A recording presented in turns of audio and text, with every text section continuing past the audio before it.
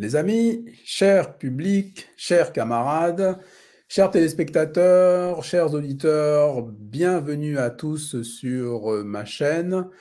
Bon dimanche à vous tous. Merci d'être toujours aussi fidèles à ma chaîne et à tous mes contenus. Aujourd'hui, j'ai l'honneur d'avoir comme invité Colette Fanta-Borelli et nous allons nous pencher sur l'affaire qui secoue la France entière, donc l'affaire Naël, avec effectivement des questionnements sur l'interpellation de la police, le refus d'obtempérer, l'évolution de la société et on va terminer peut-être un peu sur les émeutes. Donc, alors comme je vous l'avais déjà dit dans le cadre de l'affaire Crazy Sally contre Air France, on va enlever d'emblée le registre émotionnel. Donc, on va se baser sur des faits, rien que des faits. Bonjour Colette. Bonjour Jean, comment vas-tu? Je vais très bien, merci, merci beaucoup. Et merci à toi d'être encore une fois à l'initiative de cette émission pour parler et faire un point, une analyse pointue, une analyse juridique de la situation, une situation qui est quand même très très difficile et qui secoue la France entière et qui suscite de nombreuses interrogations. Donc je tenais déjà à te féliciter et à te remercier d'avoir vraiment voulu que l'on traite déjà très rapidement de ce thème.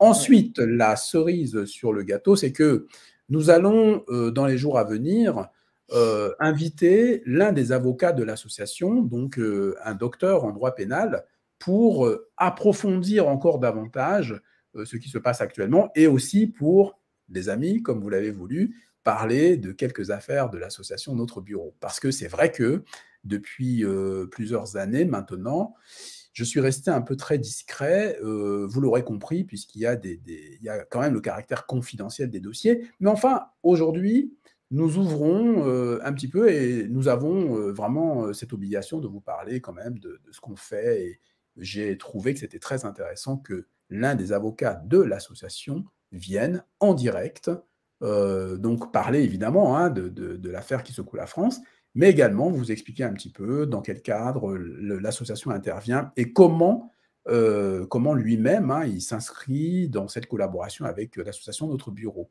Voilà les amis.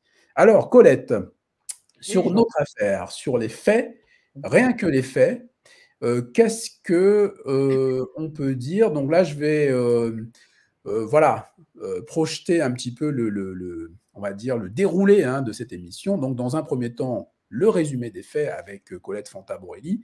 Ensuite, nous allons parler de la responsabilité de la société. Sommes-nous tous responsables? Donc, nous, les parents, les citoyens, l'État, les services publics, etc.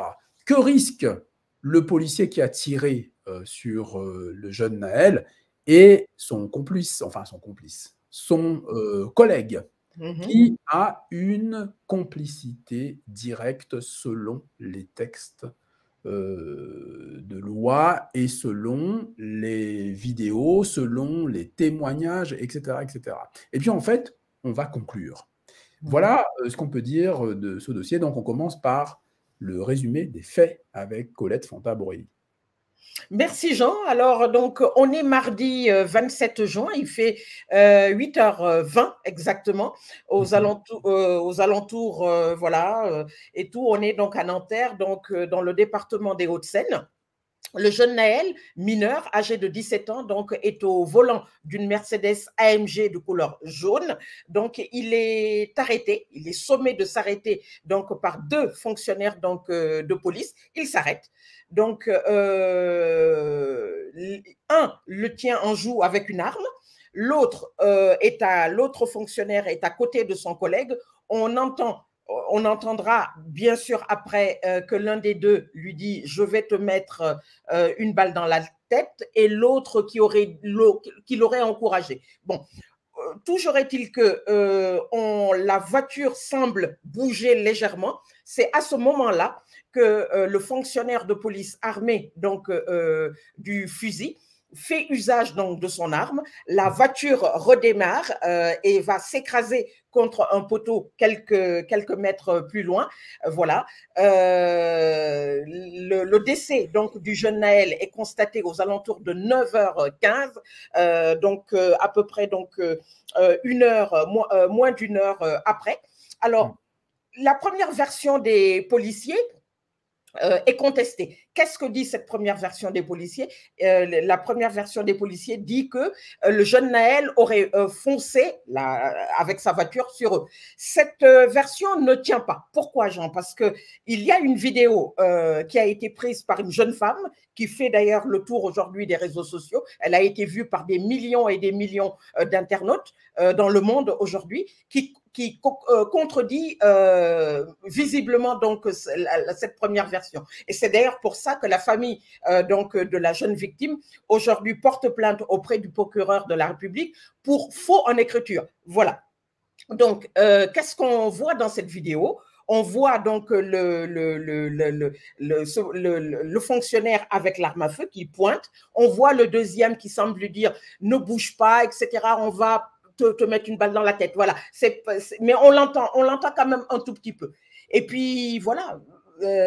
Aujourd'hui, on est en face donc d'un fait grave, c'est-à-dire que le policier auteur de ce coup de feu mortel est mis en examen, il est en détention provisoire et il risque, selon le code pénal, donc une peine donc de 30 ans donc, de prison, donc une peine très lourde, voilà, si les faits donc sont avérés, après enquête bien entendu. Aujourd'hui, qu'en est-il de la situation après la mort tragique du jeune Naël? Tout le territoire est en plein embrasement. Bien sûr, le lieu donc, des faits, donc Nanterre, le 92 dans les Hauts-de-Seine, scène d'émeute quotidienne, pillage donc de magasins.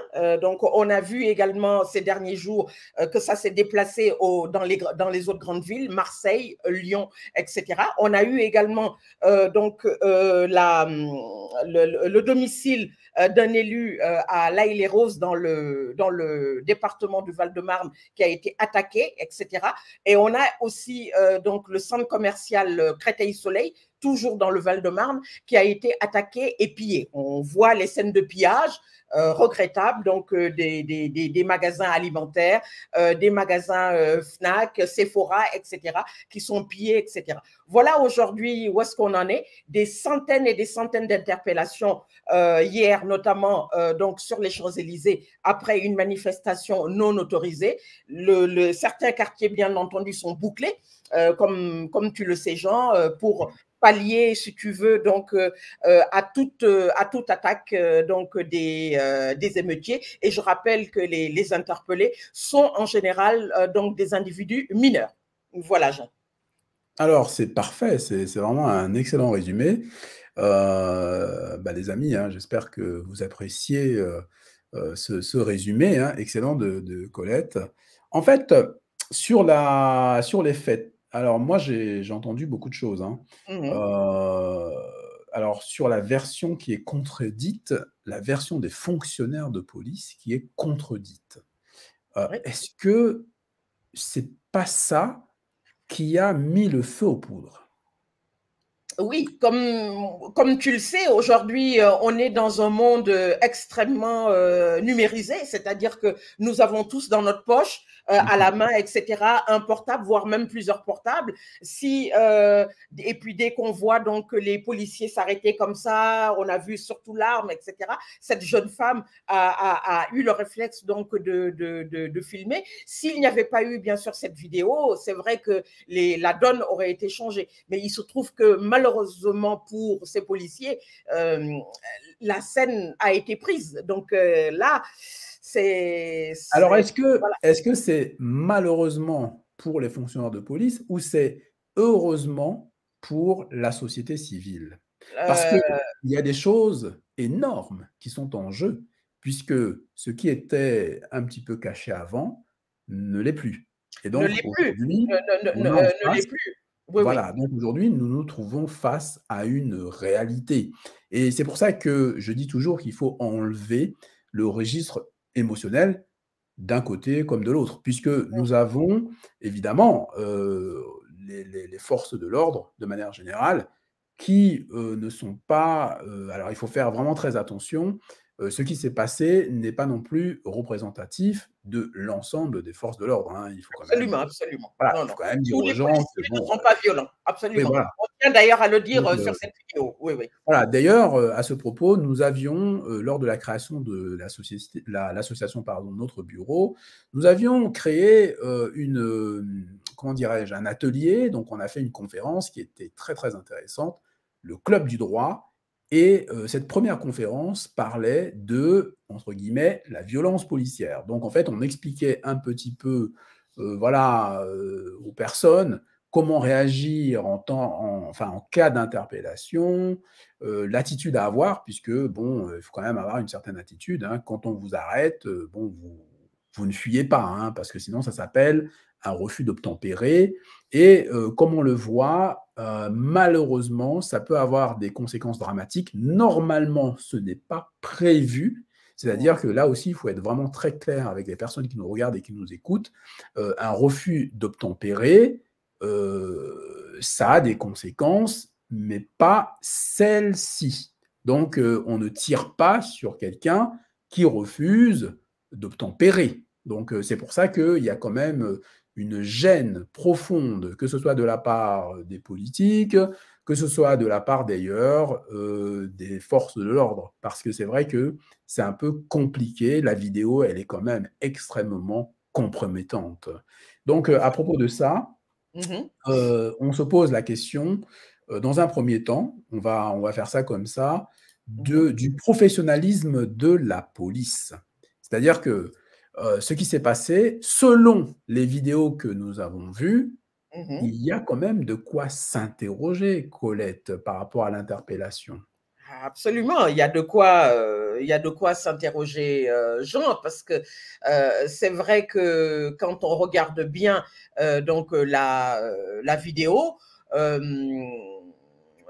il y a, selon les policiers qui parlent de refus d'obtempérer, Mmh. euh, bon, nous on veut bien écouter, mais à aucun moment, par exemple, quand on regarde la vidéo de la jeune femme, on ne voit pas, si tu veux, la vie de ces policiers-là en danger.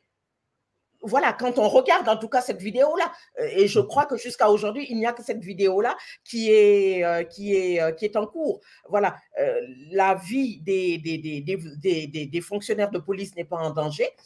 Ce qu'on voit par contre, c'est deux policiers, un qui tient le jeune Naël en joue avec l'arme et un autre à côté. Voilà, c'est tout ce qu'on voit. C'est vrai qu'il y a de quoi, voilà, il y a de quoi se poser des questions. Il y a de quoi Absolument, se poser des sur le questions professionnalisme. Alors, ce sur le que nous professionnalisme. avons fait, les amis, c'est que, bon, peut-être que dans vos connaissances, dans vos relations, vous connaissez aussi des personnes qui sont fonctionnaires de police. Parce que aujourd'hui, on va parler tout à l'heure un peu, hein, Colette, dans la deuxième partie, Mhm. concernant la responsabilité sociale, on va parler du vivre ensemble. C'est très important, le vivre ensemble à la française. Et aujourd'hui, malgré des incitations à la haine à tout va sur les réseaux sociaux, on constate quand même que dans la vie civile, les gens travaillent ensemble, collaborent ensemble, vivent ensemble. Et C'est ça. donc, il y a eu une évolution extraordinaire. Avant, on voyait très peu de diversité au sein de la police. Aujourd'hui, il y a de la diversité. Mhm. Alors attention, il y a quand même des problèmes, c'est-à-dire qu'il y a des collègues policiers qui viennent d'ailleurs, hein, qui sont d'origine étrangère, qui Mhm. nous remontent des problèmes de racisme, hein, quand même, hein, des problèmes de Bien sûr, racisme, bien sûr. On en a de policiers, temps en temps. Oui, etc. Mais bon, dans l'ensemble, il y a quand même un vivre ensemble. Donc, on va se poser la question de ce vivre ensemble et d'une sorte de commencement d'échec, finalement, parce que est-ce que tout ça n'est pas lié, etc., etc., etc. Donc, là, on va en parler. Et sur le professionnalisme même de ces fonctionnaires-là, les deux fonctionnaires qui sont intervenus, donc nous avons interrogé un certain nombre de personnes de la police qui nous disent, hein, évidemment, pas publiquement, parce que bon, il y a quand même le devoir de réserve, hein, on est d'accord, hein, mais qui nous disent très clairement hein, que ben, vraiment, c'est pas comme ça qu'on procède lors d'une interpellation. Et c'est très, très encadré, c'est-à-dire que lorsqu'on sort l'arme, on ne la sort pas par hasard. On sort l'arme parce que on sait que on est susceptible de tirer. Alors les amis, c'est très très important ce que je viens de vous dire. C'est-à-dire que selon certains fonctionnaires de police, certaines personnes hein, qui appartiennent aux forces de l'ordre que nous avons interrogées, lorsqu'on sort l'arme, c'est qu'on sait que on peut tirer. Donc, ça revient à ce que Colette vous disait tout à l'heure, c'est vraiment quand on est en danger, quand la vie du fonctionnaire de police est en danger, effectivement, s'enclenche la légitime défense, les amis. Et c'est très encadré pour les forces de l'ordre. Parce qu'il faut quand même rappeler à toutes les personnes qui nous regardent que, vous savez, le policier, le gendarme, etc., on leur a confié une mission de protection des citoyens. Ce ne sont pas des cow-boys. Hein.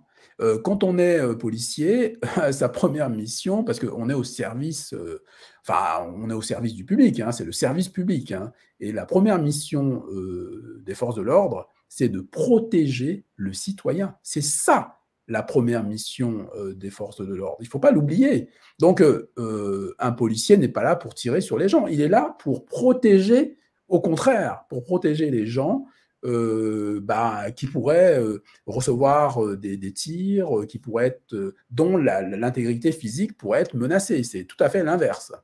Et c'est une mission qui leur est confiée. Ça veut dire que ce sont nous, et oui, je dis bien nous, les citoyens, absolument, quelles que soient nos origines, hein, d'ailleurs, hein, ça n'a aucune importance.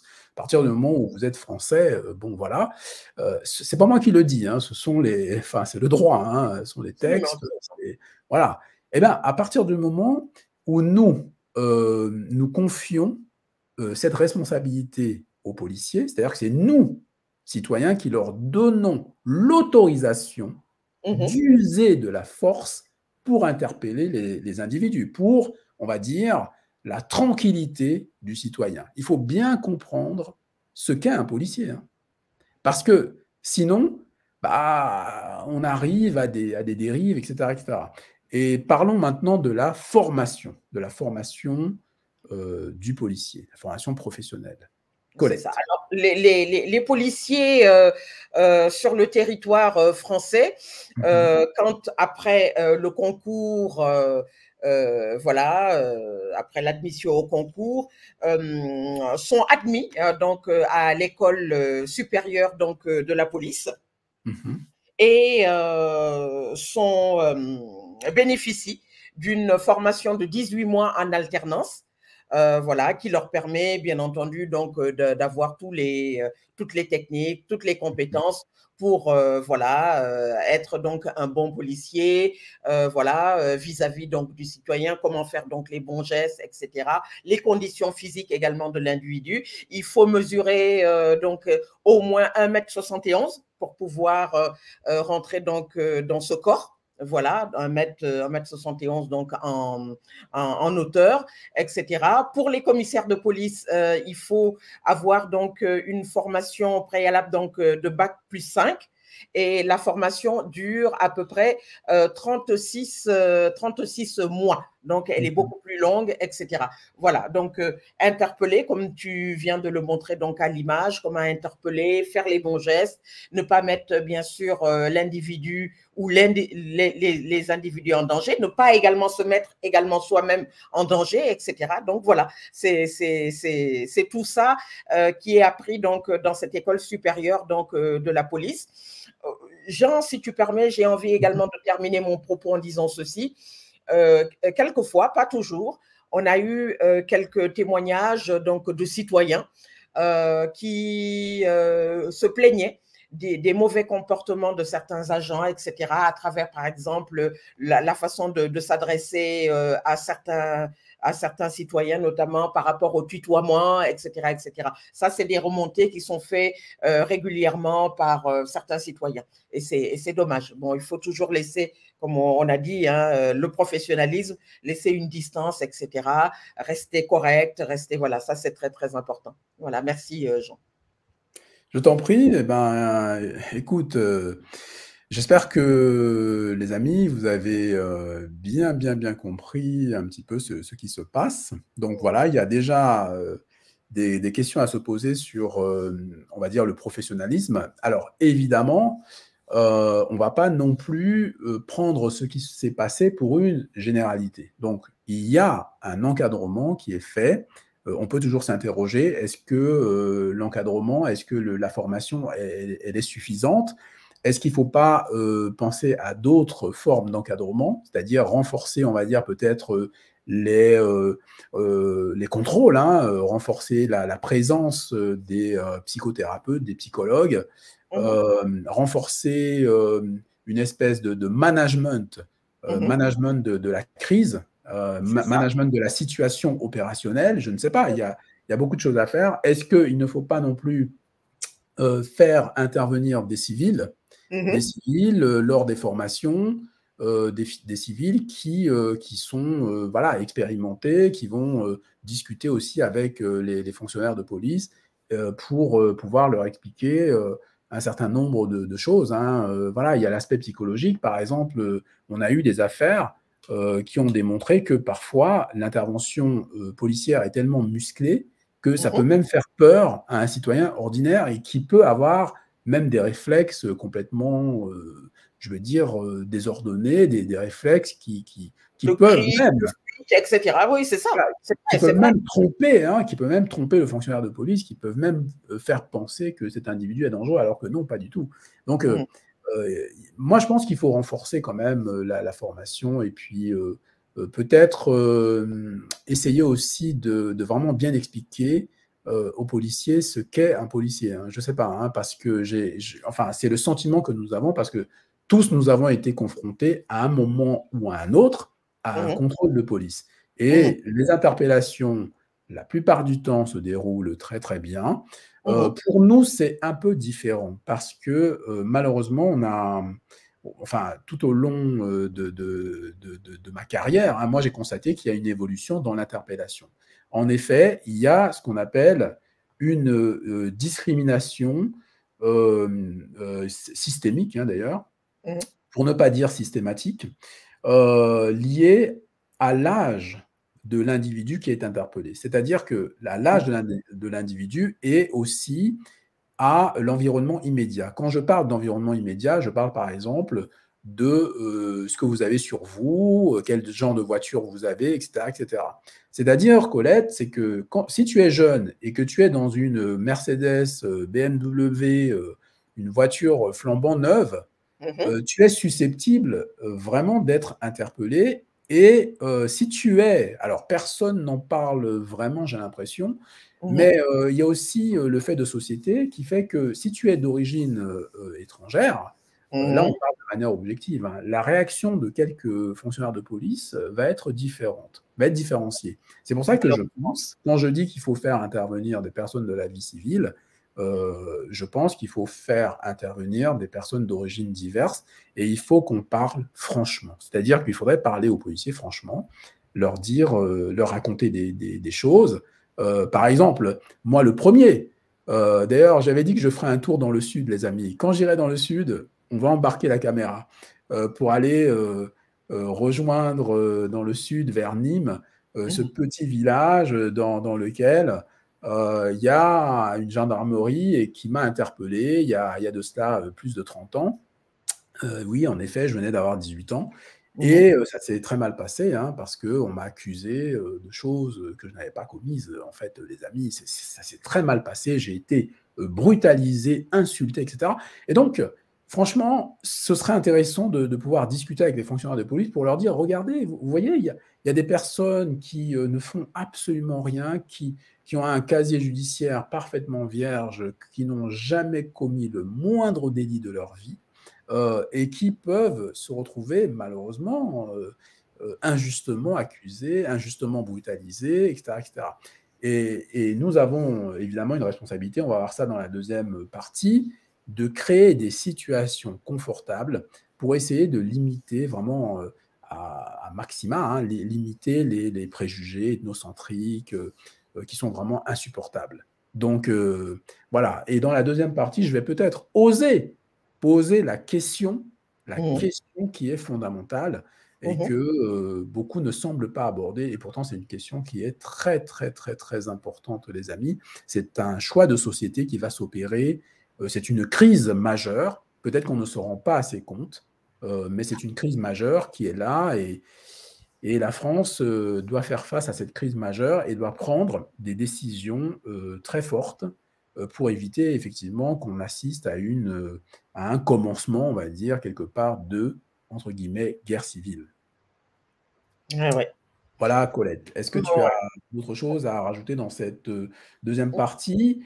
Oui, Enfin, oui, alors, il y a ouais, le tu as refus parlé. d'obtempérer. Voilà, le refus d'obtempérer. Alors, le refus d'obtempérer, qu'est-ce que c'est?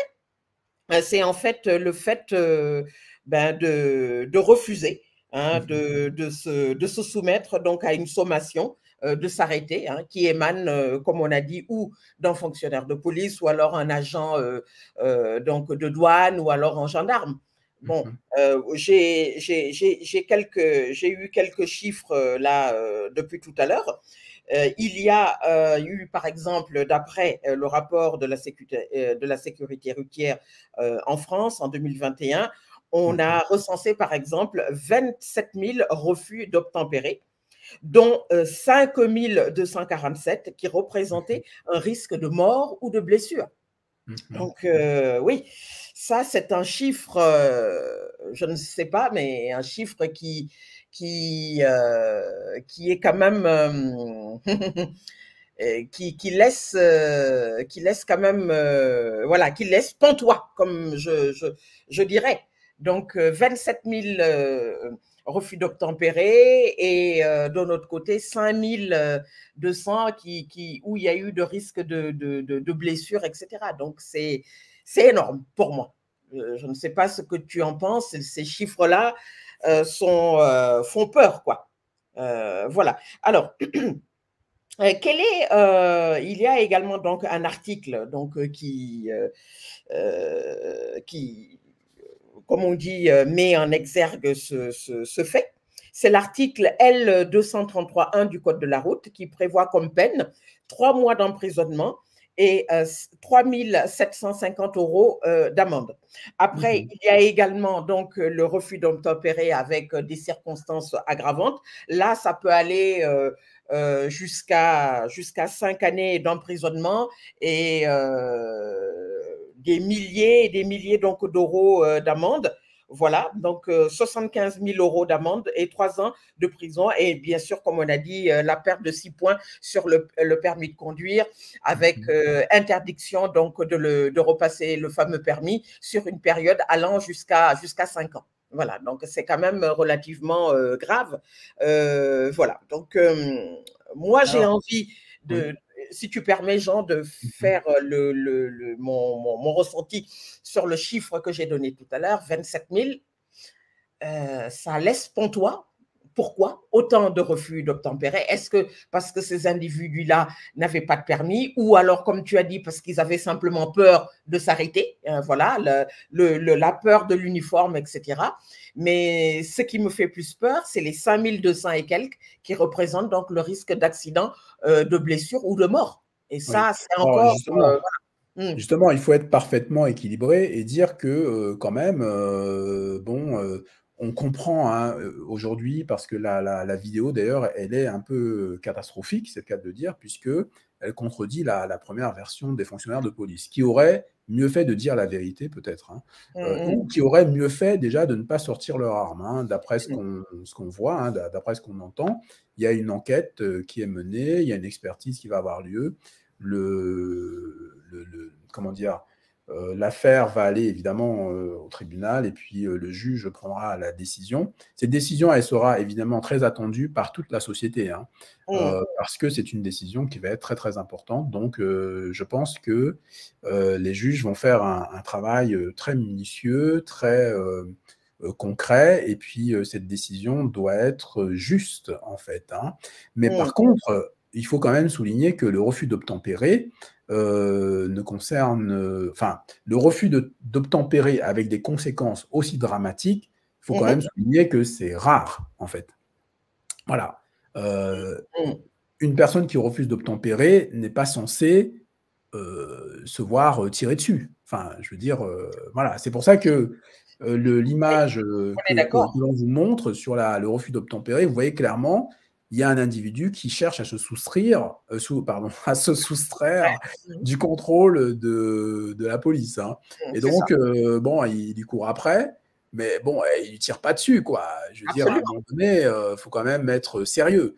Et donc, si on voit autant de troubles en France actuellement, c'est lié vraiment à cette réaction qui est vraiment catastrophique. C'est-à-dire que même les hommes politiques, y compris le président de la République, enfin, je veux dire, c'est compliqué, quoi. C'est compliqué de pouvoir justifier que sa police, c'est-à-dire que donc les personnes qui représentent quand même le service public, puissent avoir un tel comportement. En revanche, il faut quand même dire que l'ensemble des fonctionnaires de police ne réagit pas comme ça, puisque sur le nombre de refus d'obtempérer, on aurait mais enfin, ce serait catastrophique.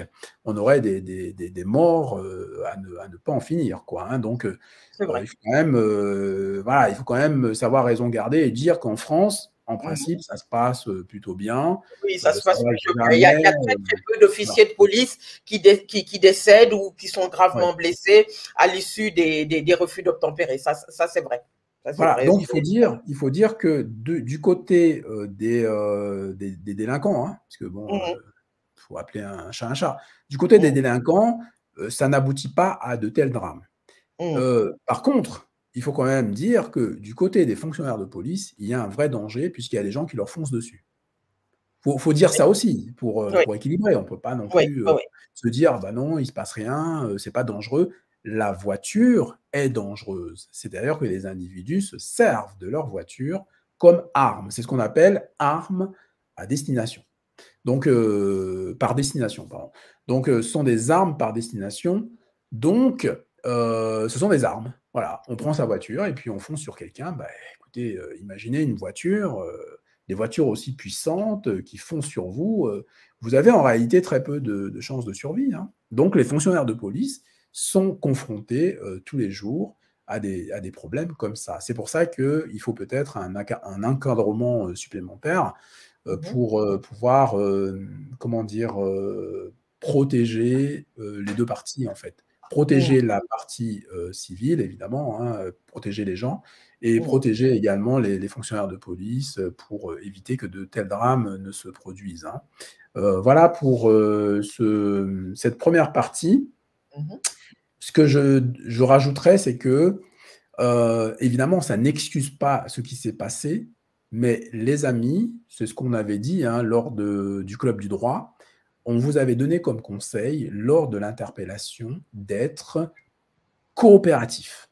On coopère avec les forces de l'ordre. Vous n'avez rien à vous reprocher, donc quel est l'intérêt de se soustraire à un contrôle de police? Ça n'a pas d'intérêt, c'est n'importe quoi. Vous risquez des amendes très fortes, vous risquez d'être poursuivi, d'avoir des problèmes judiciaires énormes, pour rien en fait.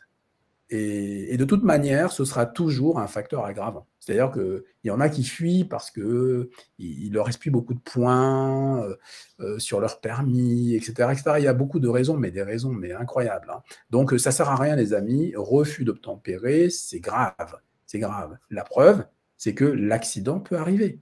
Enfin, l'accident, je dis entre guillemets, hein, parce que seule l'enquête pourra déterminer vraiment s'il s'agit d'un accident au sens strict du terme accident. C'est pour ça que dans cette affaire, chaque mot est important, hein.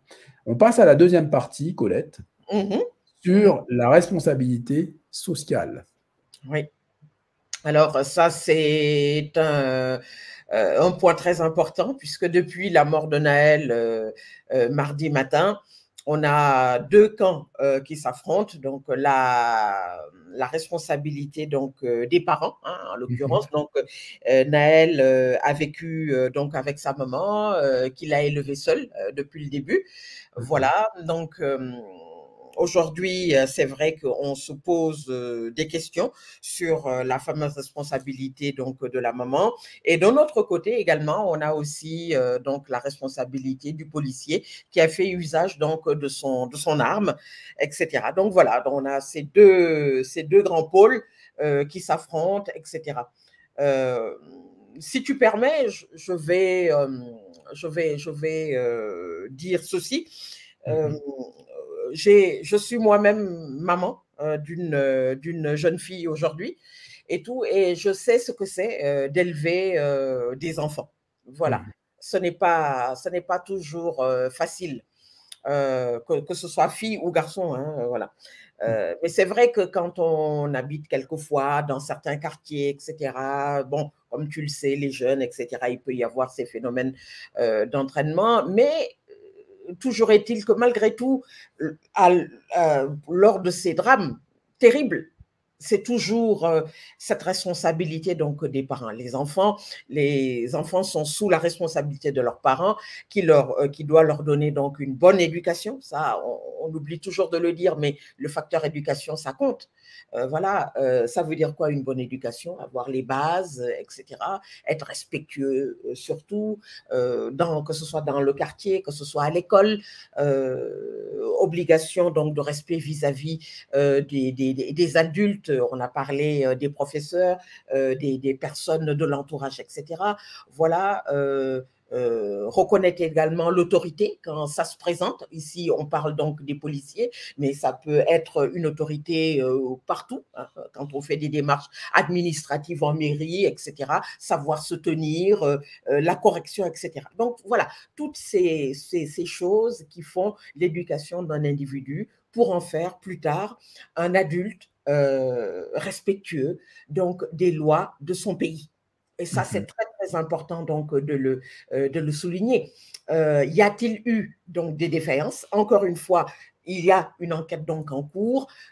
On connaît à peu près le profil de la maman. Voilà, donc mère célibataire, etc., etc. Voilà, donc on verra ce que ça va donner. Par contre, l'autre partie est aussi, il y a de grandes interrogations, c'est-à-dire la responsabilité de ces fonctionnaires. Ils étaient deux, comme tu le sais, Jean. Un qui tenait l'individu mineur Naël en joue avec l'arme. Voilà, et l'autre individu qui semblait l'encourager. Je dis bien semblait parce que, comme tu le sais, il y a toujours une enquête qui est en cours, qui a été confiée donc à la police des polices, l'IGPDN. Voilà, donc tout ça, on le saura dans les semaines ou dans les mois donc à venir, etc., etc. Alors, ça veut dire quoi? Ça veut dire, comme tu l'as rappelé tout à l'heure, les obligations donc du fonctionnaire donc de police, dépositaire donc de l'autorité publique. Qu'est-ce que je fais dans ce cas? L'individu représente-t-il un danger pour moi? Est-ce que j'ai besoin, par conséquent, de sortir mon arme en sachant, comme tu l'as dit au début de ton intervention, si je sors mon arme, c'est dans l'éventualité d'en faire usage. Ça, c'est encore la grande interrogation. Quand on regarde cette fameuse vidéo qui a été prise par cette jeune fille et qui fait le tour des réseaux depuis 5 jours aujourd'hui, les policiers, à première vue, ne semblent pas être, en tout cas, en danger immédiat. En tout cas, c'est ce qu'on voit. Maintenant, voilà, il faut voir peut-être du côté de la formation de certains policiers. Encore une fois, on ne met pas tous les policiers dans le même sac. Encore une fois, il y a de très, très bons officiers de police qui font très bien leur travail avec des qualités d'empathie, etc., envers les citoyens. Mais à l'occasion de ces drames, c'est vrai qu'on nous ressort toujours, c'est le côté sombre de certains fonctionnaires, c'est-à-dire le manque de professionnalisme, le manque de compétences aussi. Ça, il faut le dire. On a parlé de cette formation de 18 mois. Qu'est-ce qui est vraiment appris dans cette formation et qu'est-ce qu'on voit réellement sur le terrain? Je l'ai dit, il y a de temps en temps, pas toujours, de temps en temps donc des témoignages qui font état quand même de manquements. Hein, voilà, c'est le moins qu'on puisse dire, tutoiement abusif, etc., violence, etc., etc. Donc voilà, aujourd'hui, où est-ce qu'on en est? Ce drame terrible nous remet face à nos responsabilités en tant que parents, hein, nous tous en tant que parents, et en tant qu'également représentants donc, de la loi. C'est terrible, mais il y a une enquête en cours, comme tu le sais, Jean, et on verra d'ici là ce que ça va donner. C'est vrai que pour les professionnels du droit, donc les auxiliaires de justice, pour les juristes, les avocats, en tout cas pour des juges, pour tous les professionnels du droit, pour les politiques, pour les gens ordinaires, c'est une situation qui est quand même très très difficile, hein, parce qu'au regard de la loi, tout à l'heure, tu as parlé effectivement des personnes dépositaires de l'autorité publique. Et c'est dans ce sens que c'est vraiment grave, parce que les gens ne se rendent pas compte. Quand tu portes l'uniforme, quand tu es donc une personne dépositaire de l'autorité publique, tu ne peux absolument pas, comment dirais-je, te permettre n'importe quoi. Tu as une responsabilité qui est lourde. Et sur le plan de la société, je suis désolé, mais il va falloir quand même qu'on se pose des questions sérieuses, puisque nous savons qu'il y a, par exemple, des groupes Facebook, hein, il y a eu même des groupes qui ont été démantelés, des groupes Facebook dans lesquels nous avons des personnes dépositaires de l'autorité publique qui font de l'incitation à la haine, c'est-à-dire avec des propos, mais je veux dire, racistes à souhait, qui prônent la haine, quoi. Et ce sont des personnes dépositaires de l'autorité publique, ce sont des personnes qui sont censées nous protéger tous. Donc, ça pose un vrai problème de société. Et là, on ne parle pas d'un incident, de quelque chose de rare qui arrive tous les 100 ans.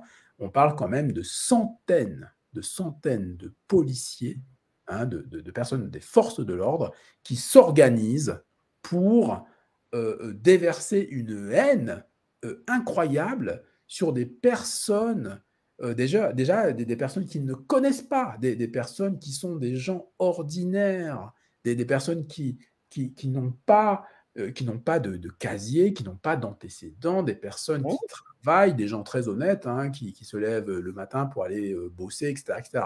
Et le problème, c'est qu'on fait vraiment beaucoup d'amalgames. Vous comprenez? On dit oui, telle couleur de peau, c'est des voleurs, telle origine, c'est des voleurs, etc., etc. Donc, on fait beaucoup d'amalgames. Et ça, c'est grave, c'est grave. Donc, on se pose la question, comment se fait-il que ces groupes-là, on tarde tant à les supprimer, quoi? Alors qu'il y en a d'autres qui font largement moins que ça, et dès le moindre dérapage, le compte est fermé, etc. Donc, il y a un vrai problème. Donc, il faut se pencher sur ces groupes-là.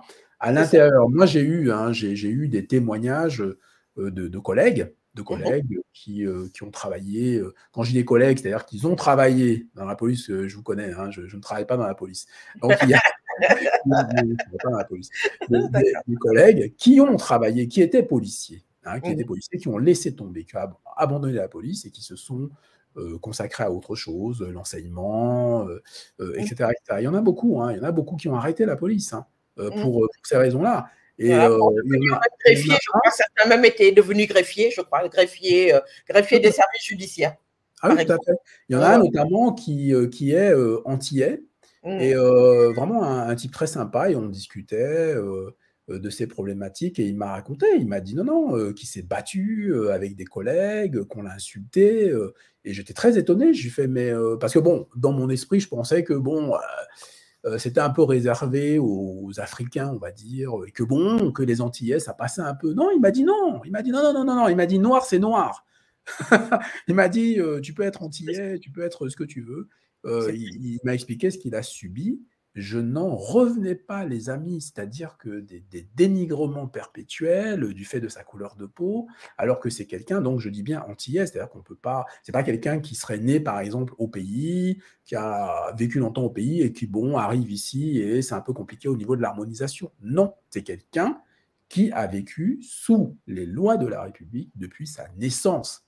Donc, et qui se retrouve donc fonctionnaire, comme il y a beaucoup d'Antillais qui sont fonctionnaires, et qui a des problèmes, mais des problèmes qu'il ne devrait pas avoir. C'est des problèmes honteux, eu égard, comment dirais-je, à la Constitution française, voilà, aux droits de l'homme, à ce qu'on veut.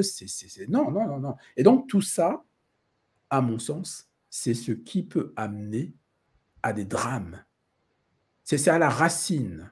Hein, Ouais. c'est pas juste dire oui, bon, machin, c'est un individu, je sais pas, il a voulu en découdre, c'est personnel, c'est un raciste, etc. Non, non, c'est pas ça qui va régler le problème. Il faut aller à la source. Absolument. Voilà, donc déjà, ce Faut aller à la point-là, moi, source. je Voilà. voulais souligner ce point des propagandistes de la haine Voilà. qui sont Non, non, sur les mais réseaux sociaux, des deux côtés d'ailleurs. Hein. Donc là, voilà. j'ai parlé du côté de la police, parce qu'il Mhm. faut être clair, il y a des gens comme ça. Donc, les amis, si vous êtes policier, franchement, il faut dénoncer. Il faut Mhm. dénoncer parce que, Mhm. je veux dire, ça va aller de plus en plus loin, en fait. Et en plus, ce n'est pas juste. Et en plus, les gens se trompent. Mhm. Ils se trompent. Moi, j'ai donné l'exemple tout à l'heure, je pense que je discutais avec des personnes, et j'ai donné un exemple très, très simple. Mhm. Imagine Mhm. que tu as une personne, concernant l'affaire Naël, tu as une personne, on va dire un délinquant. Un délinquant, bon, on va appeler un chat un délinquant, il vole une voiture. Mhm. Bon, c'est pas bien de voler une voiture, les amis. Non. C'est un délit qui est quand même grave. Hein.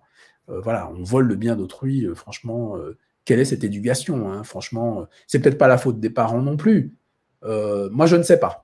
Je ne sais pas. Il y a des moments où on dit c'est la faute des parents, mais je veux dire, il n'y a pas que. En fait, oui, les parents ont forcément une responsabilité, mais pas que les parents. Euh, c'est pour ça qu'il ne faut pas se défausser sur. Enfin, bref. Donc, vous avez votre enfant que vous avez envoyé pour aller, je ne sais pas moi, faire des petites courses à quelques centaines de mètres de la maison. Votre Mhm. enfant croise un délinquant, il vient de voler une voiture. Mhm. Et il connaît très bien ce délinquant. Il ne sait pas que la voiture est volée. Et ça se trouve, ils étaient au lycée ensemble. Bon, bref. Ou ils sont au lycée ensemble. Et il lui dit, oui, bah regarde, si tu veux, je t'amène, c'est la voiture de mon père, c'est machin, machin. Votre enfant monte dans la voiture.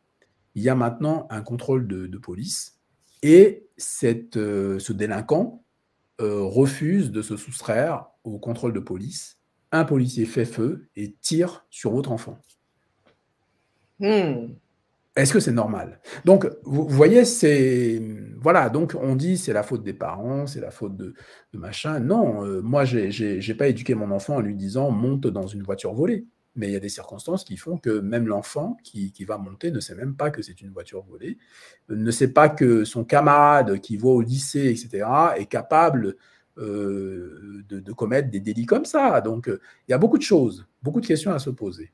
C'est vrai. Donc, voilà. Donc, alors, sur le vivre ensemble, effectivement, Mhm. je l'avais déjà dit ici sur cette chaîne, hein, Mhm. euh, les amis, toutes les personnes qui vous racontent de la haine, mais vraiment de la haine, quoi, en disant faut détester les blancs, faut détester ceci, faut détester cela, dites-leur non.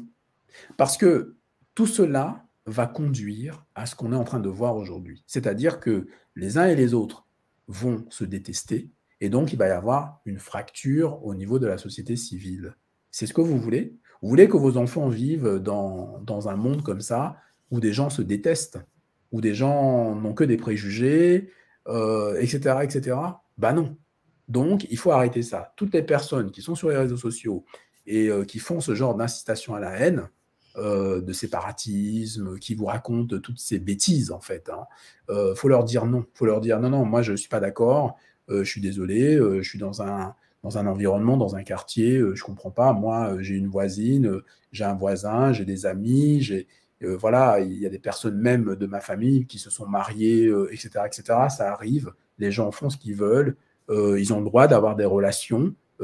C'est pas parce que tu as une couleur de peau, une origine, que tu es un sauvage ou que tu dois juste rester dans ta communauté, etc., etc. Mais en fait, on entend des choses tellement aberrantes que, franchement, je Voilà. me demande si les gens, des fois, ont un cerveau, quoi. Hein? C'est ça. Et le vivre ensemble, j'ai envie de compléter ton propos, Jean, en Mhm. disant que le vivre ensemble, ça commence au niveau de la cellule familiale.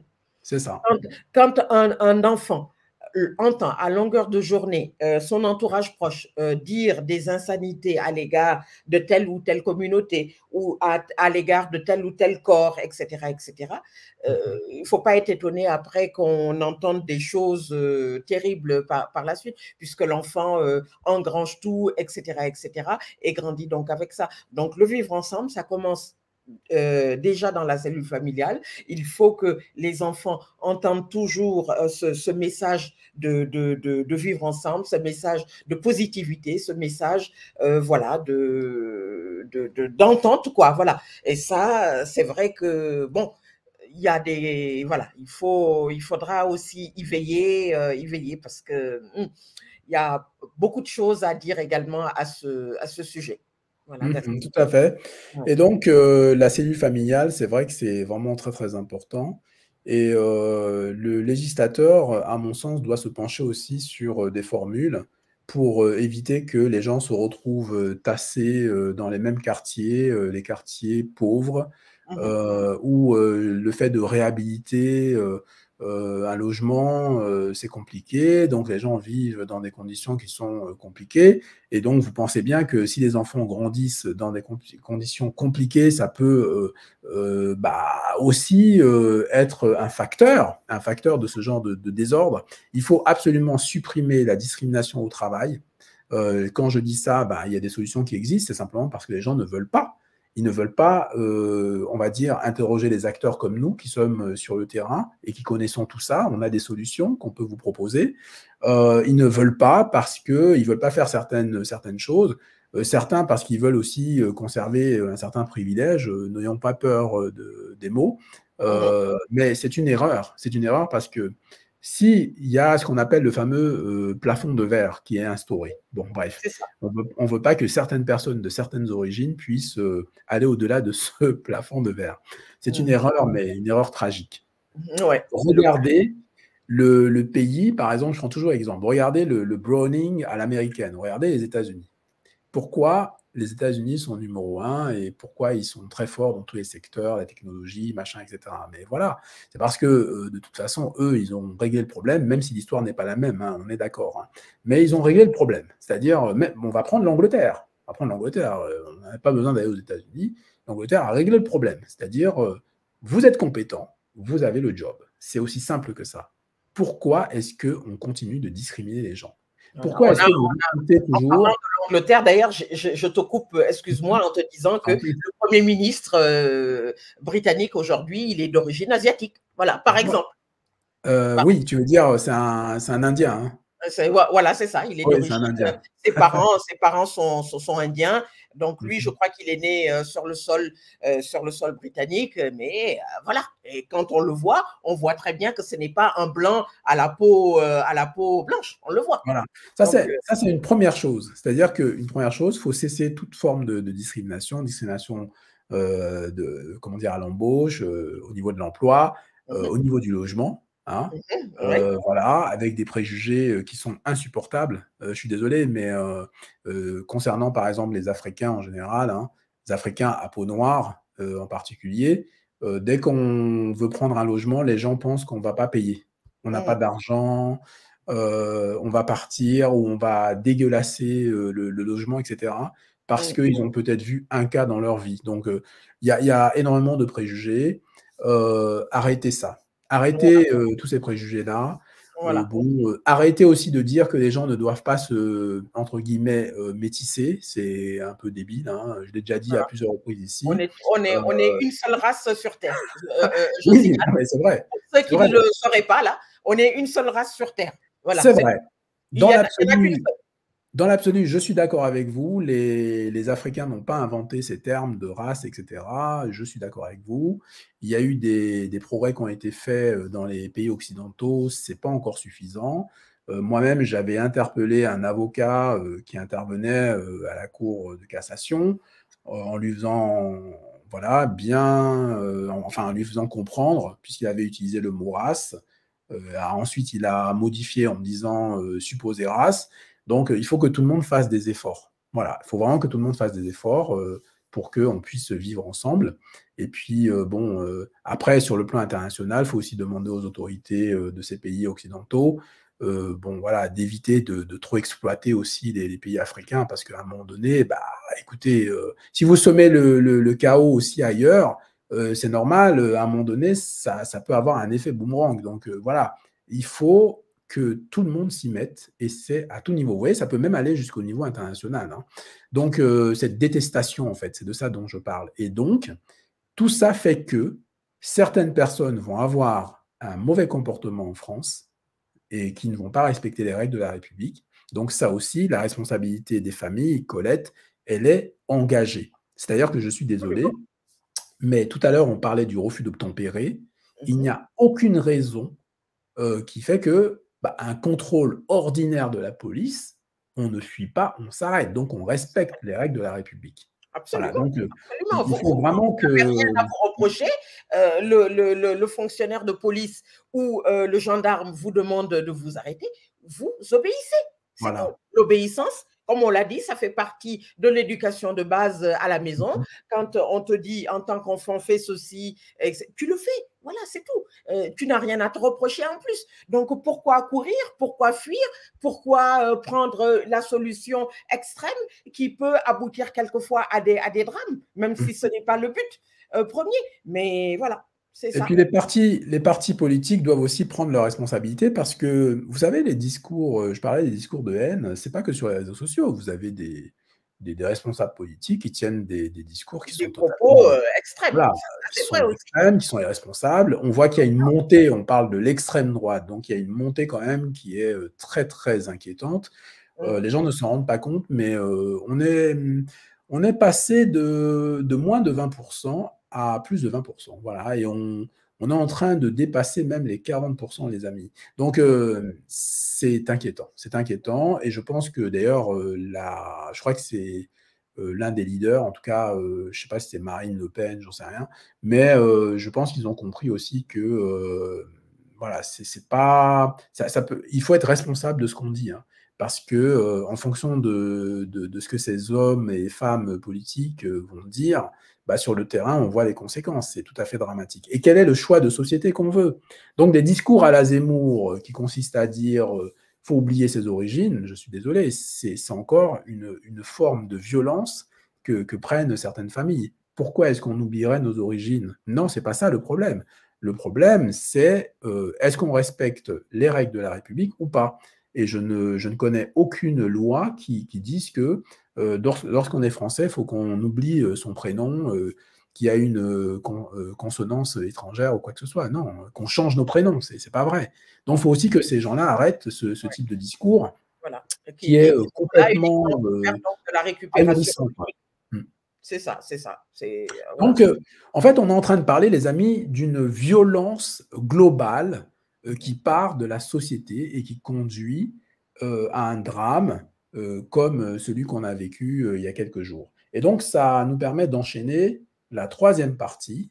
Que risque le policier qui a tiré et que risque son collègue qui a une complicité qui paraît évidente, une complicité directe qui paraît évidente. Mmh.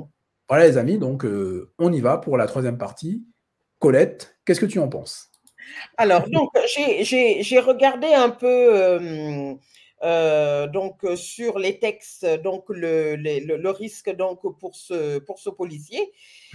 Ben, c'est en fait le réquisitoire, il est terrible, hein, puisque si on applique donc ben, les textes, c'est malheureusement pour lui donc 30 ans de prison et on va dire carrément la perpétuité, hein, voilà.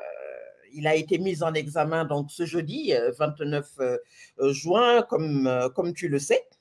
Voilà. Alors, pour le policier donc, qui était à côté de lui, j'ai pas eu le temps de regarder, mais la complicité, ben, il faut chercher, on va dire, entre 15 et 20 ans également.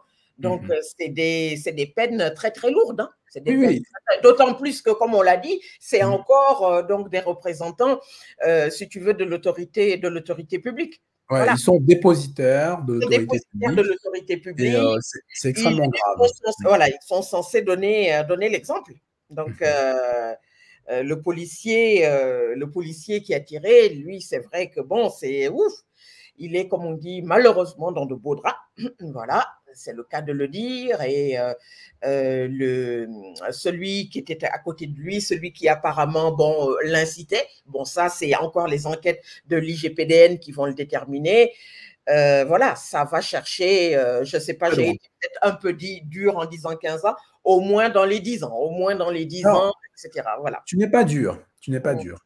Mmh. Tu n'es pas dur parce que, alors, sur les faits, selon les vidéos, selon les documents qu'on nous montre, parce que, Mmh. encore une fois, nous n'avons pas tout ça sous la main. On n'est pas au fait de ce que, par exemple, le procureur de la République peut avoir, etc., etc. Mais selon les images que nous avons vues, Mmh. selon les propos, si ce sont les propos qui ont réellement été tenus par les Tenu, fonctionnaires de police, c'est ça. Ouais, ouais. sincèrement, les amis, c'est vraiment très, très grave. Parce que ça ressemble, d'ailleurs, il y a un avocat, je ne sais plus comment il s'appelle, qui a dit qu'il s'agissait d'un meurtre. Vous comprenez? C'est-à-dire qu'on n'est pas. Voilà, bah, de toute façon, la qualification juridique, ça va être l'homicide volontaire hein, d'une personne dépositaire de l'autorité publique. Hein, donc, homicide volontaire. Donc, l'avocat en question a dit clairement bon, ouais, c'est bon, c'est un meurtre. Voilà, il a pris un raccourci, c'est un meurtre tout court. Effectivement, parce que la vidéo montre quand même une rapidité d'exécution extraordinaire. Oui, À peine le véhicule bouge, oui. le Déjà, fonctionnaire tire. ouais. Et ce que j'expliquais à quelques amis par rapport à, comment dire, en tout cas, mes connaissances hein, d'ordre général, et puis Mhm. par rapport aussi, on va dire, à mes relations, hein, les relations que j'ai ou j'ai pu avoir avec des personnes qui sont comment dire, fonctionnaires au ministère de l'Intérieur, etc., etc. Mhm. Bah, le fait d'être en position, parce que la position pardon, des policiers, bon, voilà, fait que il y a 3 individus à l'intérieur du véhicule qui ne sont pas armés, visiblement, d'après ce que disent les premiers éléments.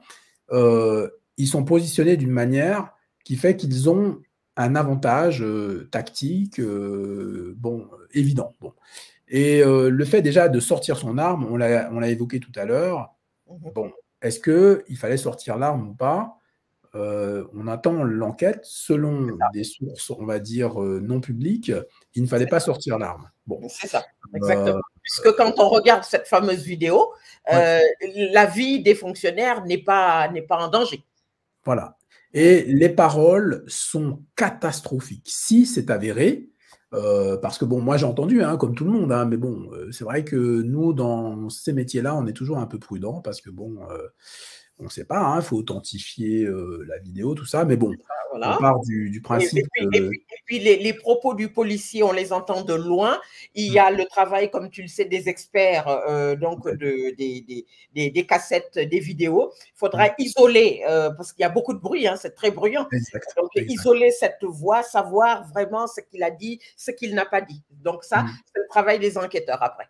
Voilà. Et si tout cela est avéré, les amis, c'est catastrophique. Parce que ce qui est dit clairement, c'est qu'il faut abattre l'individu. Et je veux dire, donc ça a été dit précédemment, et dans l'action qui a suivi, effectivement, voilà, il y a eu l'exécution de cet ordre, en quelque sorte. Donc c'est terrible, c'est terrible, c'est terrible pour la famille, c'est terrible pour la société civile, c'est terrible pour nous tous. Parce que on se pose des questions, quoi. On se dit, bah non, les gens qui sont censés nous protéger, des personnes à qui on confie cette mission, les personnes à qui on confie l'arme, parce que l'arme que portent les policiers, c'est parce que la société civile a décidé de leur confier cette arme-là. Bon, c'est pas pour s'en servir comme ça quand même. Je veux dire, bon voilà, faut qu'on soit clair. Un policier est là pour protéger les citoyens. Il n'est pas là pour leur tirer dessus, parce que sinon, ça ne s'appelle plus la police. Donc là-dessus, je pense qu'on peut tous être d'accord. Ce qui est gênant, je vais vous expliquer aussi ce qui est gênant dans cette affaire, c'est que nous avons une victime et nous savons que, notamment sur les réseaux sociaux, les gens se défoulent toujours en disant « oui, mais bon, c'est un bandit, il a un passé, comment dire… entre guillemets criminel, enfin, c'est un délinquant, etc., etc. Il a volé des voitures, machin, machin. C'est gênant. C'est gênant parce que, si vous voulez, lorsque vous étudiez, par exemple, la légitime défense, ne serait-ce que ça, vous vous rendez bien compte qu'il y a un problème de proportionnalité. Je veux dire, imaginez, vous volez une casserole, on vous tire dessus. Enfin, je veux dire, entre l'élément matériel, parce que même une voiture d'1 million, les amis, est-ce que ça vaut une vie? Est-ce que c'est le rôle? Est-ce que c'est la mission du policier? La mission du policier, c'est pas ça. Alors, il y a des gens qui disent oui, mais ils ont failli renverser un cycliste, etc. Alors, ce que j'ai dit, moi, c'est que vous avez ce qu'on appelle la chronologie des faits. Même en cas de légitime défense, il y a des choses… Vous ne pouvez pas faire des choses, je veux dire, 3 ans plus tard. Non, non, c'est une réaction qui est immédiate. Donc, vous avez une séquence. Par exemple, si vous avez un individu qui essaye de renverser des gens dans la rue, en voiture, l'intervention est immédiate. Ce n'est pas après. On ne va pas lui tirer dessus 3 ans plus tard. D'ailleurs, qu'est-ce qui est prévu dans ce cas de figure? Ça, c'est des entraînements, il y a des choses qui sont prévues dans ce cas de figure. Les fonctionnaires de police sont parfaitement au courant, mais ça n'a rien à voir. À partir du moment où le véhicule il est immobilisé, c'est pas la même chose, quoi. C'est pas du tout la même chose. Donc, essayer de vouloir justifier comment dire, une action comme ça, franchement, les amis, voilà, vaut mieux attendre vraiment le vrai rapport et attendre ce que les juges vont décider. De toute manière, l'individu, donc je parle du fonctionnaire de police, il a été donc arrêté, il a été… il est mis en examen et il est en détention provisoire. Il a une détention provisoire, c'est exact. Et si on regarde l'article 221-1 du Code pénal, je suis désolé, c'est 30 ans de réclusion criminelle. Voilà, parce que c'est un homicide volontaire, les amis. C'est pas… En fait, on n'a pas dit involontaire. C'est ça qu'il faut bien comprendre. Ça veut dire que, quand même, des gens qui sont beaucoup plus experts que nous ont déjà statué que c'était un homicide volontaire, les amis. Ça, il ne faut pas l'oublier. Donc, c'est pour ça, Colette, quand tu disais, oui, j'exagère, 10 ans, non, non, 30 ans. Donc, tu n'exagères pas du tout, c'est 30 ans. Et en plus de cela, si on prend les dispositifs de l'article 221-2 du Code pénal, il y a quand même quelque chose qui accompagne ce crime. C'est-à-dire, on a évoqué le faux en écriture publique par un policier. Et ça, c'est très grave. Ça, c'est la réclusion criminelle à perpétuité. C'est très, très grave, ça. Le faux en écriture publique, c'est un délit. Voilà, surtout là, dans ces circonstances-là. Oui, parce qu'en réalité, il n'y a pas, comment dirais-je, un seul fait, il y en a deux. Il n'y a pas une seule qualification, il y en a deux. C'est-à-dire vous avez deux événements, entre guillemets, concomitants, en fait.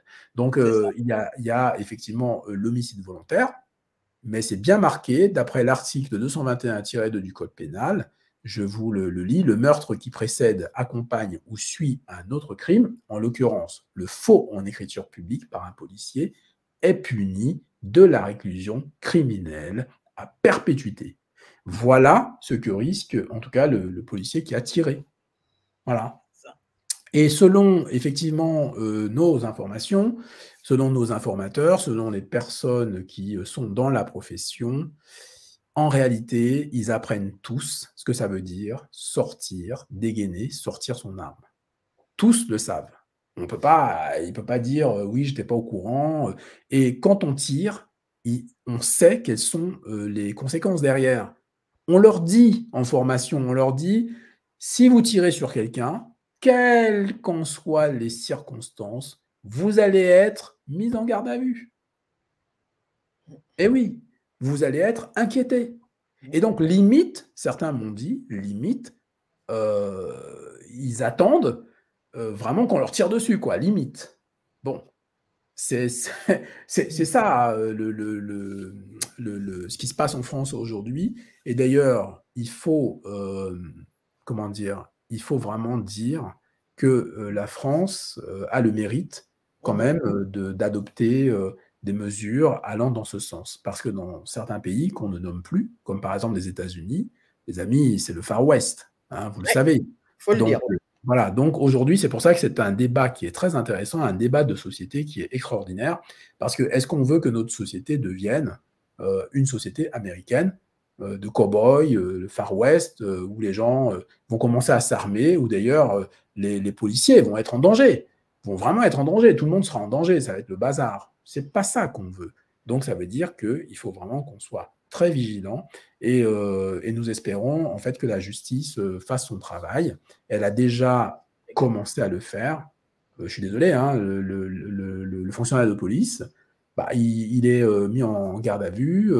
On lui reproche donc l'homicide volontaire. C'est ce qu'il fallait faire, en fait. C'est vraiment... là, on ne peut pas reprocher à la justice de ne pas agir. Hein. Voilà, Colette. Bah, je crois qu'on a fait le tour. Alors, les amis, dans les commentaires, n'hésitez pas à nous donner d'autres informations. Nous, ce qu'on essaye de faire ici dans le cadre de la chaîne, notamment Jean et le droit, c'est de vous fournir des informations vraiment, on va dire, factuelles, en fait. Hein. On peut manquer de précision, c'est possible. Hein, Oui. voilà, bon, je vous rappelle hein, qu'on est là pour avancer, donc n'hésitez pas. Hein. Et d'ailleurs, Colette, il y a de plus en plus de personnes qui nous suivent qui sont vraiment expertes dans certains domaines. Parce que je vois certains commentaires, je me dis, ah, toi, mon ami, tu es spécialiste du droit pénal, ça se voit. C'est ça, c'est ça. Voilà. Voilà, donc ça prouve une chose, ça prouve que donc la chaîne Jean et le droit, voilà, ben elle est quand même, elle a quand même un domaine d'expertise, ce qui est bien, c'est positif.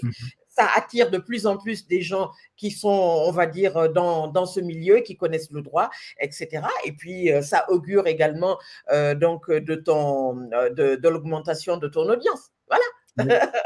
Non, c'est très bien. Moi, je suis content. Donc, je tiens toujours à remercier ces temps-ci, hein, quand je fais une vidéo, remercier vraiment les personnes qui m'aident. Donc, tu en fais partie, hein, Colette. Donc, j'ai reçu des renforts hein, au niveau de l'association, des personnes qui m'aident, qui ont compris en fait mon combat, en fait, hein, et qui trouvent que c'est vraiment une cause très noble. Voilà, donc je vous remercie hein, de venir me rejoindre. Et puis, donc, cette nouvelle équipe, elle est vraiment très, très bien. Un petit mot aussi pour la chaîne Civilité TV que vous avez pu voir hier, voilà, avec qui on a fait une émission en partenariat.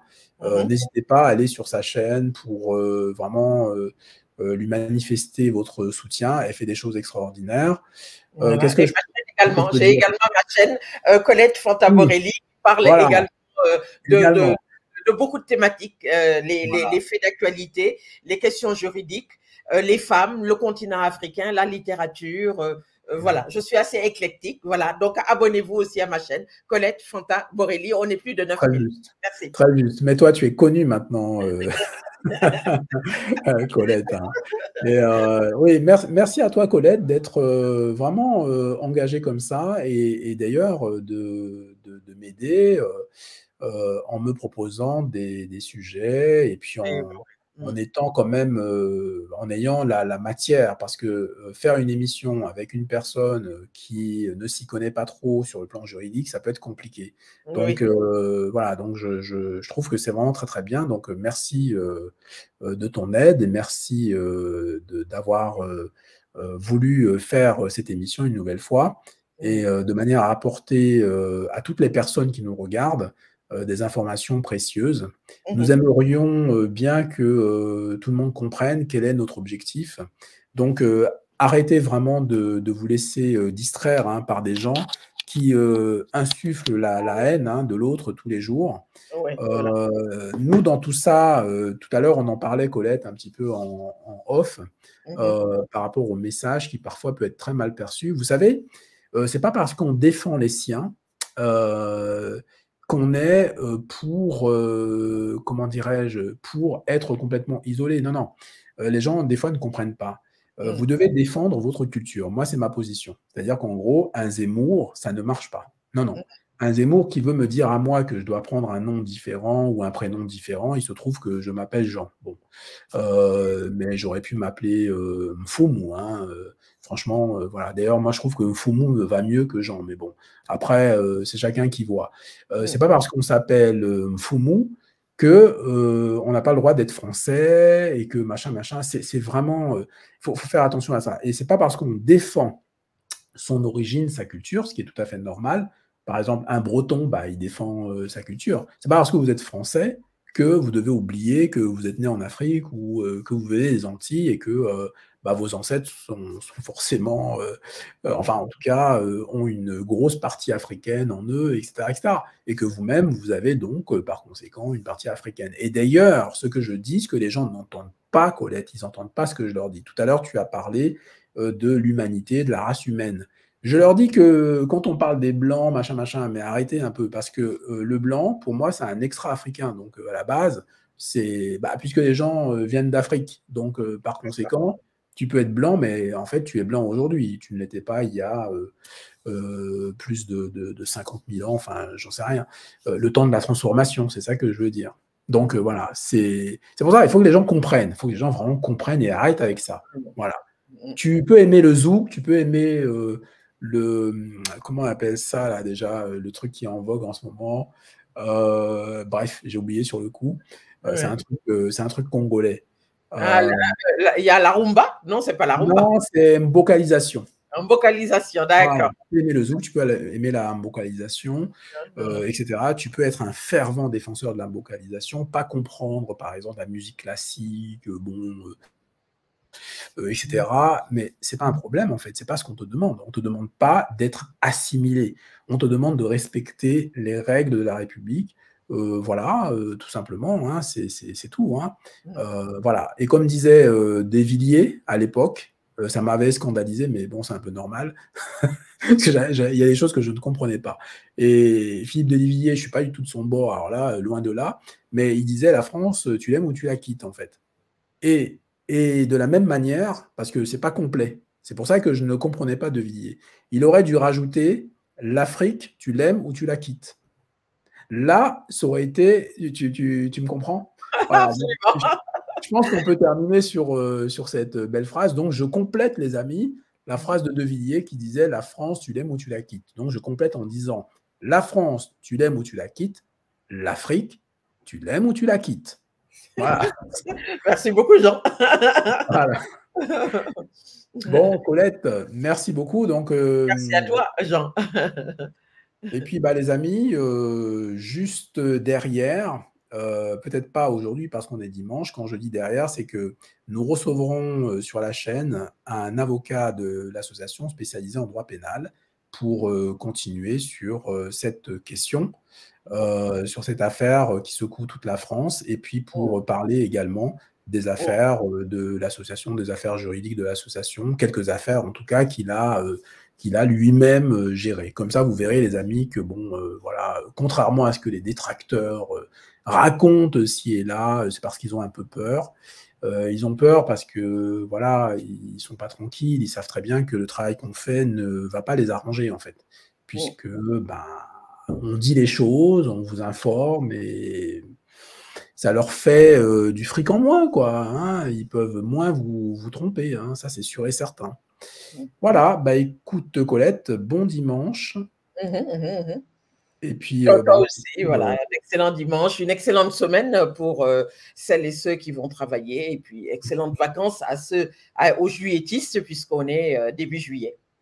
Très bien. Alors les amis, vous avez le numéro de l'association, donc qui est en dessous de toutes les vidéos d'ailleurs que je vais vous afficher. Vous n'hésitez pas évidemment à nous contacter. Voilà, vous nous contactez pour quoi que ce soit. Si vous avez vraiment une problématique ou quoi que ce soit, ou si vous voulez simplement nous poser la question sur quelque chose, voilà, un sujet, vous n'avez pas la réponse, etc. On est là pour vraiment vous informer. On verra avec la nouvelle équipe ce qu'on peut mettre en place. Par exemple, j'entends souvent parler de masterclass, ou même on pourra trouver une autre formule pour vous proposer des choses vraiment très intéressantes qui vont vous concerner directement, pour éviter effectivement que, voilà, que vous ne fassiez des choix catastrophiques pour vous sur le plan notamment économique. Voilà les amis. Donc n'hésitez pas évidemment à liker, partager, vous abonner hein, si ce n'est encore fait. Voilà, donc je tiens à saluer encore une fois toutes les personnes qui m'aident. Ça fait longtemps qu'on n'a pas vu d'ailleurs le camarade Kenny. Donc Kenny, j'espère que tu vas bien. Je vais t'appeler d'ailleurs dans pas trop longtemps. Merci encore une fois à Jimmy. Hein. Merci Jimmy pour ton aide. Merci Civilité TV. Merci Anso qui est venu hier voilà, lors de notre émission. Merci à toutes les personnes. Madeleine, qu'on ne voit plus trop, mais j'espère que tu vas bien. D'ailleurs, voilà. Il y a des dossiers en cours. Effectivement, les personnes là de l'association, n'hésitez pas à me solliciter pour, voilà, pour les problématiques. Puis on a parlé de harcèlement au travail. Même si vous pensez que c'est rien, que vous allez supporter, non, vous n'allez pas supporter. Donc, il faut vraiment faire appel à des professionnels, hein, à des professionnels du droit, des ressources humaines, etc., etc. Voilà, les amis, c'est une très belle émission, 1h21, c'est génial. Ça vous permet de voir vraiment un excellent panorama de ce qui se passe actuellement. Et nous compléterons tout cela avec un avocat spécialisé, docteur en droit pénal. Voilà. Merci beaucoup, Jean, et à très, très bientôt. À très, très bientôt, ça marche. Merci, cool. Salut. Salut. On l'attend, le générique. C'est ça.